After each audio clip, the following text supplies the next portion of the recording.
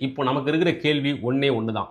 எத்தனை விளக்கங்கள் சொன்னாலும் அந்த சதி கோட்பாட்டிலேயே வந்து வந்து நிக்கிறாங்க இல்லையா?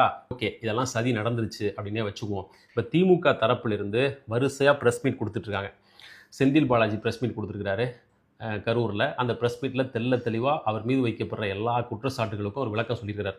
நான் எப்படி உடனே ஹாஸ்பிட்டலுக்கு போனேன்னு கேட்குறாங்க எல்லாரும். அங்கிருந்து சில கிலோமீட்டர் தொலைவுல தான் நாங்க வந்து கட்சி கூட்டம், கட்சியோட நிர்வாகிகள் கூட்டம் நடந்துட்டு இருந்துச்சு. நான் அங்க தான் இருந்தேன்.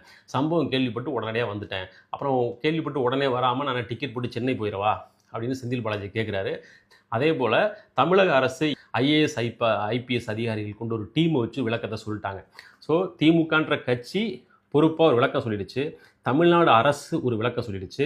இப்போ விஜய் தரப்பு விளக்கம் எப்போது? விளக்கம்னா 4 வரி பேசி வீடியோல போடுறது இல்ல. பத்திரிகையாளர்கள் சந்திக்கணும். 41 பேர் செத்துருக்காங்க. இந்த நிலைமையில கூட பத்திரிகையாளர்களை சந்திச்சு தன் மீது எழுப்பப்படுற சந்தேகங்கள், கேள்விகளுக்கு பதில் சொல்லல அப்படின்னா வேற எந்த சந்தர்ப்பத்தில் விஜய் பத்திரிகையாளர்கள் சந்திக்க போறாரு? சந்திச்சு பதில் சொல்ல வேண்டிய பொறுப்பும் கடமையும் அவருக்கு இருக்கா இல்லையா? அங்க நடந்தது ஒண்ணு ஏதோ சின்ன தள்ளுமுள்ளு கிடையாது. 41 உயிர் போயிருக்குது. இன்னும் எத்தனையோ பேர் விழா எலும்புல மிதிப்பட்டு உடம்புக்கு முடியாம இன்னும் கிடக்குறாங்க. அந்த கவுண்ட்ல அதுல கணக்கே வரல. அவங்கெல்லாம் வாழ்நாள் நடைபெணமாக போறாங்க.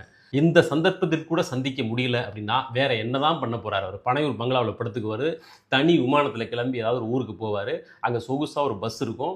அதில் கிளம்பி போய் எழுதி வச்சிருக்கிறத பேசிட்டு கிளம்பி வந்துடுவார். இதுதான் விஜயோட அரசியலாக இனி வரும் காலத்திலும் இருக்க போகிறதா?